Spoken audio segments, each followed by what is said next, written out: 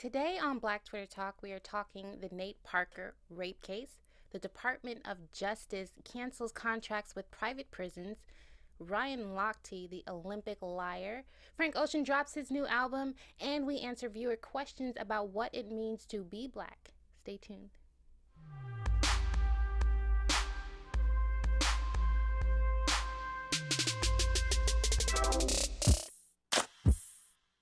Hey, this is my jam. My song. Terrace Martin with you.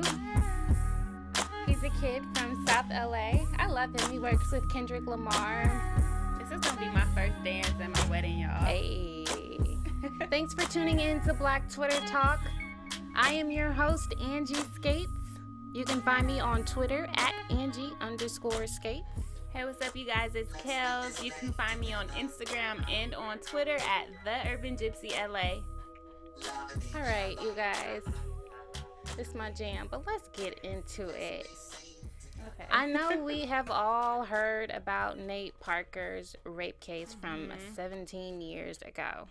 Okay, so he produced, directed, wrote, and stars in The Birth of a Nation, which is a film that chronicles the life of Nat Turner and the rebellion that he led in 1831 in Virginia. Which did really good at the film festivals, right? Yeah, it was purchased by Fox Searchlight for an unheard of price. They'd even beat out Little Miss Sunshine, which I think was the record-holding film. So it did really well. But we are starting to hear rumors, or we are like dissecting his past because he's catapulted himself into the A-list category. And there are allegations of rape that are ugly. They are just not good. So let me lay out the facts for you. Yeah, okay. Let's do that. Okay. So it happened in 1999 while he was a sophomore in college at Penn State. He was there on a wrestling scholarship.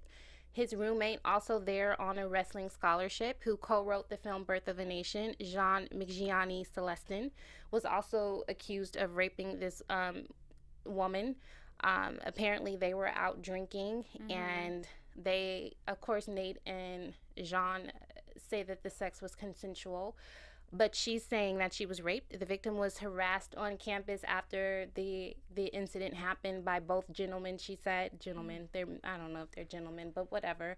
And she said that she was also harassed by their supporters. She ended up dropping out of school. She attempted suicide twice. She ended up killing herself in 2012, leaving a son behind. Celestin, the roommate, the co-writer, was convicted, and he served 6 months in jail. But the conviction was overturned. He appealed, and it was overturned because she didn't want to retestify, which is understandable. And Nate Parker was acquitted on a shitty technicality because he had prior sexual relations with this woman. Okay, so that's a lot of detail. Okay, and that's a heavy case. But what does that have to do with Birth of a Nation? And I don't like discussing this because I know. So rape is like a very sensitive, controversial topic, but I'm just trying to understand, like, how does that affect this movie that is supposedly brilliant? So are you able to separate the art from the artist? Is that what you're saying? At times, I have in the past, not for every artist, but some things I do, and I guess it depends on my personal experience when I'm able to do that. I can't lie, but I just don't know. Like he was acquitted, right? Okay, so was George Zimmerman. He was acquitted of the murder of Trayvon Martin, but we all know he did it. But do we know that he did it? They said that Nate had consensual sex with the girl. Prior to, in a different time. He's known to have had a sexual relationship with this woman, not in that particular incident. So why now? Why is it coming up now? Well, first of all, it happened 17 years ago, and apparently this knowledge was common knowledge. It's been up on Wikipedia for years, and it came to light when he did Beyond the Lights film in 2014. But that wasn't as big of a film for him, and I believe that Birth of a Nation kind of catapulted him into the limelight. He's an A-list celebrity now, so of course his past is being scrutinized. And my thing is, black men on Twitter specifically are saying because men like Roman Polanski and Woody Allen have been, associated with rape. And there's a whole slew of other men in the industry that are associated or have allegations of rape circling them, and they're still able to create these black men should be able to get away with rape or still be able to Well, create. I definitely don't think they should be able to get away with rape. I know that I didn't hear all the details right out, so I did do some research, and I saw that the woman, I don't know what I thought her race was. I don't know that it even mattered, but I did find out that it was white, and I know we have historical issues with white women having issues with black men and black masculinity and saying that they raped them when they haven't. And I know that was one of the arguments that Charlemagne had made. Radio host Charlemagne was saying that, this woman may have been lying on him. Yeah, I've heard that conspiracy theory that, it's a conspiracy that they don't want this movie to come out. And I'm like, who is they? And what is the conspiracy? This happened 17 years ago. We didn't know that he was going to make this film and sell it for $17.5 million. What is the conspiracy? The white men that bought the movie from Nate Parker, like, they want to make it happen. $17.5 million. Like, what conspiracy is it? It is Nate Parker's decision that he made 17 years ago that he is having to talk about and explain, and he's doing a terrible job so far. Right. I guess for me, it's really, I'm on the fence of it because there's this side of me that as a black woman, I'm trying to defend his blackness and him as a man, but then as a woman, it's like I feel like, am I letting my sisters down by not being like, oh, this is unacceptable, I'm not gonna watch this movie? It's that intersectionality. 1 out of every 6 women have been raped or have some kind of sexual violent history. I'm sure there's like 4 other women out here in the studio. That means one of us have had experience with it. And I think that it is sickening for us to live in a society that says that rape culture is okay. What I see as a pattern is that men, black men specifically, are trying to insert themselves into the ideology of white male patriarchy, and that is a system that is destructive, it's a system that is violent, it's a system that is dysfunctional, and it does not work regardless of who is at the head of it. Point blank in the period. Wow. So let's read some of these tweets. We have Myleek Teal at Myleek. She said speaking of statistics, only 3 out of every 100 rapists will ever face a single day in prison. 60% of black girls experience sexual abuse before they turn 18. We have another, what? I think what is most disappointing is not even what happened 17 years ago. He was a kid. Because he was a kid. Okay, yeah, we make mistakes and, we grow and things change and, we learn from mistakes. Yeah. Absolutely. But what is kind of gross to me is the way that he's just so smug and just so self-righteous in his response. And that kind of goes along with the tweet that I just read. It's almost like he knows that, ain't nothing really gonna happen to him. He already got acquitted, so he's good. Like, so and that's true. He brought his daughter to a screening or something after this had came to surface, and I just think it's gross. Like, you keep saying the fact that you're a Christian man, you keep saying the fact that you have 5 daughters and you have 4 sisters, like that's some sort of redemption for you. Like, that does not excuse your actions.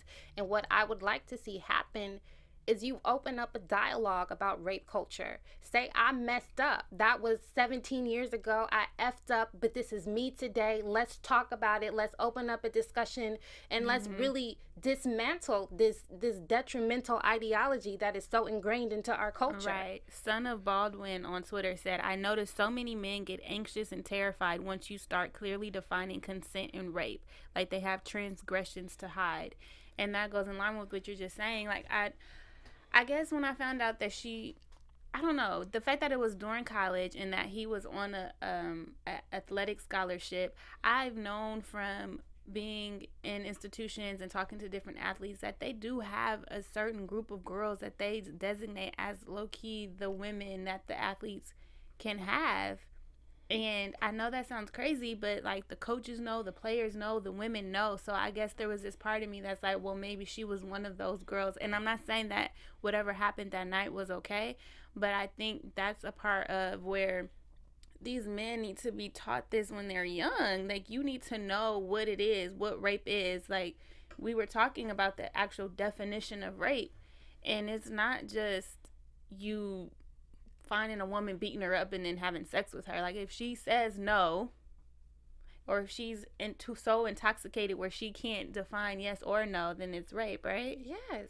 And that is, like you said, we need to have an honest conversation about consent with men, because clearly they are confused about it.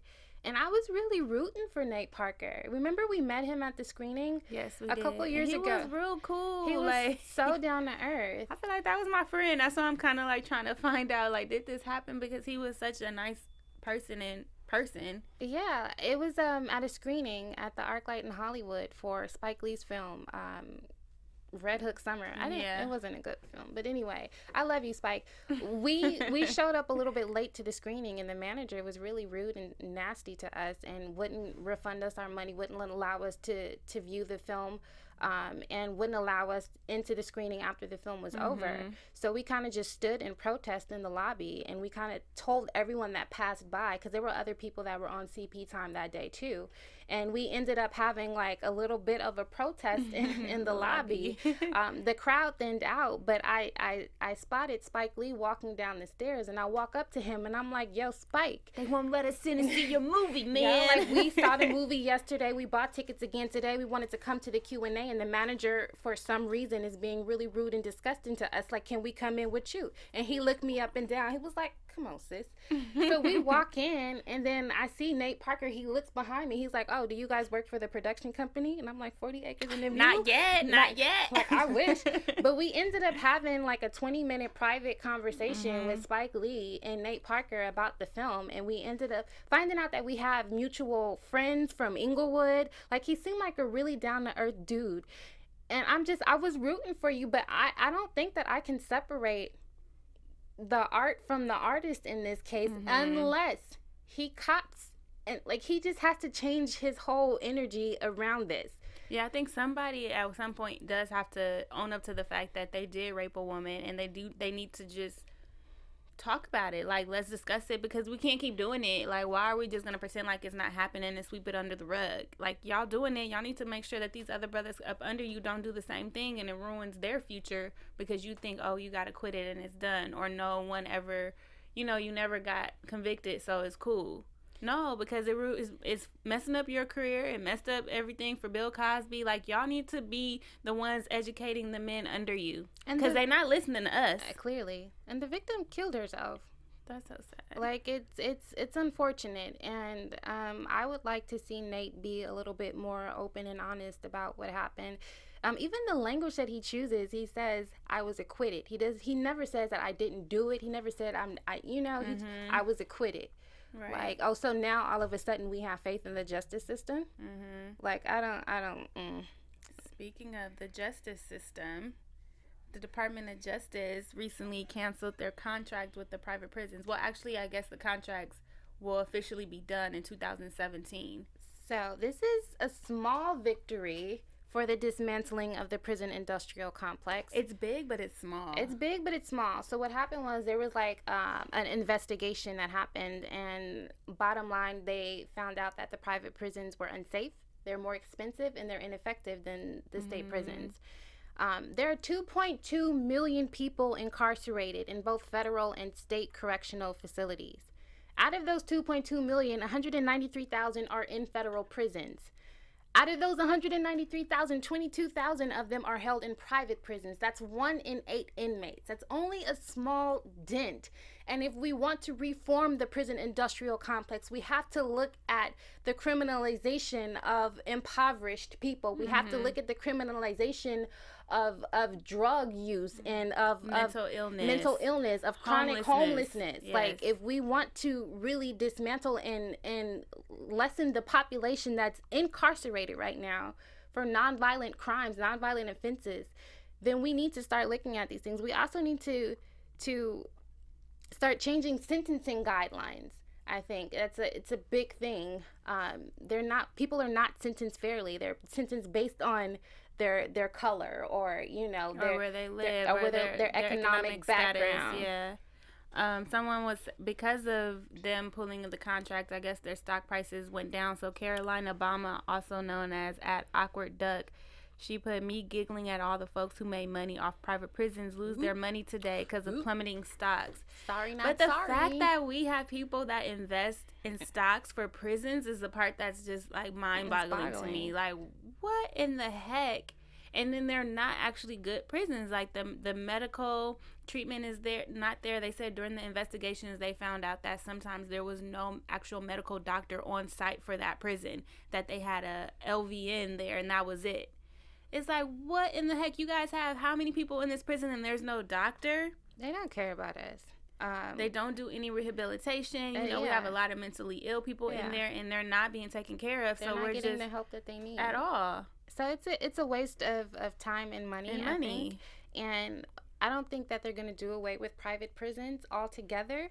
What I think where the industry is shifting is that they're going to move towards immigration and customs imprisonment from 19. Well, I thought they already kind of did that. Well, like in 1990, from between the scope of 1995 and 2013, 85,000. It was 85,000 people in 1995, and it jumped to 450,000 people that were incarcerated for immigration and custom statuses. And right now, currently, they don't contract private prisons. Mm-hmm. But I think that's where that they're going to start putting their funding into. That's what I was saying. Like, although the Department of Justice is no longer funding the prisons, I feel that, I mean, there's so many shady people in this world that they're not going to have problem finding funding from somebody else. You got people like Donald Trump talking about build walls and do all this stuff. I'm sure he'll go ahead and invest some money too, so that we can continue the systematic oppression. It's ridiculous. There were judges that were being convicted of selling people to private prisons. Like, I do remember reading something about that. People are crazy, you guys. They're low-key demonic. It's a tough world. It's a cold world out here. Yes. So I want to talk about viewer questions right now. Yes, we had a really interesting viewer question online. They Go ahead. She asked, well, okay, what? Give me a second. Okay, the thing is that we do want to have a more interactive show, so we're excited. We're glad that you guys are asking questions. You can always leave comments in the comment section, but someone did ask us, how black do you have to be considered black or African American, and what level of blackness must be reached before you're officially in, and also who sets the standard, and where is the code of ethics and manual? First of all, I think race is a concept that is used for dividing populations based on physical attributions. For sure. Obviously, their physical attributions based on skin tones, and what gives us our complexion is melanin. So, inherently, we are black people. And beyond that, I think it's an attitude, it's a privilege, it's a thought process, it's our music, it's our art, it's our culture. Mm-hmm. And that's something that we need to define for ourselves, by ourselves. Like, why are we looking to other people to define what that is? Yeah, I mean, I guess because I'm obviously black, I never think to say, am I black enough? Like, for sure I'm black enough. You know what I'm saying? And I don't look to anybody else to identify my blackness. I'm as black as I want to be. Period. And however collective our experience is, there is no one monolithic way of being black. No, right? No. And I think that we've all heard of the one drop rule, right? Mm-hmm. So I think maybe she might be speaking to how, biracial people identify with being black, and sometimes they're not always embraced by the black community and they're shunned by their other half. And I think if you're biracial and you identify with being black, cool. If you're biracial and you identify with your other half, whatever that may be, cool. If you identify with both, great. Like, that's up for you to decide. Yeah, I feel like, why would we still be following the one drop rule when all the other rules that were made back then were bullshit? Pretty much. Amber Rose actually did an interview recently where she says that she doesn't identify with only being a black woman, and Black Twitter came for her. I think that it was misinterpreted because she is so multicultural and multi-ethnic. Like, why would she only identify with being black when she has such a rich heritage? Right. If I could trace back all my ethnicities directly, I probably wouldn't only consider myself black. I think because of the way that I experience life in this world and the way people treat me, I have a black experience that will always be my main identifier. But you know, Only if in you're this biracial, country, though. right, Like when you go to other countries, you're an American. We're an American. We're right, American women. Like nobody right. even sees us as black. I And think if you that's don't talk, they might not even think you're American. They're probably gonna think you're African. yeah. So I don't know. We have a tweet from Talib Kweli. He says, I'm black, I identify as black, and it affects how I'm treated. If you can't respect that, you can't respect me. F you. Let's read another one. Telly Time says, I'm a black woman as far as anybody's concerned. Yes, I'm biracial, but I'm black. I honestly I don't have a problem with Amber at all. Like she is part black and she can claim that and she can claim whatever else she wants to anyway. She's not really that much on my radar. I'm not checking for No, her. she's not on mine either. Let's talk about Ryan Lochte. Do we have to? Yes, I want to use these words because media has been framing him as some kid who over exaggerated his story point blank. Like Wait, but how old is he? he's like 32. Okay, that's what I thought. I thought maybe I read it wrong. Like 32-year-old kid. Like and he's a kid. he's a kid.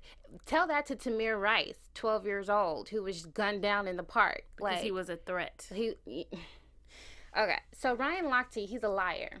I'm just gonna say that, and the media will not say that. Al Roker kind of touched on it a little bit, and I'm with you all the way, Al. But Ryan Lochte, here's the situation around it in Brazil. He's a swimmer, an Olympic medalist winner, and him and his boys were at like a gas station or something, and they wanted to use the restroom, but the door was locked. So you would think the appropriate response would be to go get a key and unlock the door, right? Yes. Yeah. No, these fools rip the door down, they piss on the floor, they knock over signs, and then they make up a whole story about being robbed. That's disgusting. Because you're in a completely different country. You're disrespecting it. And I feel like because we know where they are, like it's not a lush place. So the fact that you're like just being so rude and disrespectful to that property is like you just have no respect for them, for their place. Especially since you're representing America. Yeah, I feel like something like that, like the way that they got at Gabby for not having her hand over heart, to me that's something that you should get your medal taken away from because you did not represent as well. The Olympic Committee tweeted, he's just a kid having fun. Like, I mean, black people never get to be children and white people never have to grow up, apparently. Apparently so. Ferrari Shepherd preed-it. He preed it? Did he preed, girl? Is that I a don't new even social know what media two website? words I put together. He tweeted. Posted and tweeted. Okay, maybe. But where did the R come from? I don't know. I don't know. Watching Western media use every term possible to minimize Ryan Lochte's lies. This is how history is written. And that's real talk. Like, the reason why history is not correct. We love the viewer question portion of the show. If you want us to talk about something, let us know. Tweet at us, live YouTube chat us. If you have some opinions on some things we said and you want to share us, maybe we missed something, maybe there's a different perspective, we're open. This is a platform for all of us, you guys. And we want to share it. Let us know. You can find me on Twitter at Angie_skates. You can find me everywhere at The Urban Gypsy LA. And we hope to see you next week. Thanks for tuning in. Thank y'all.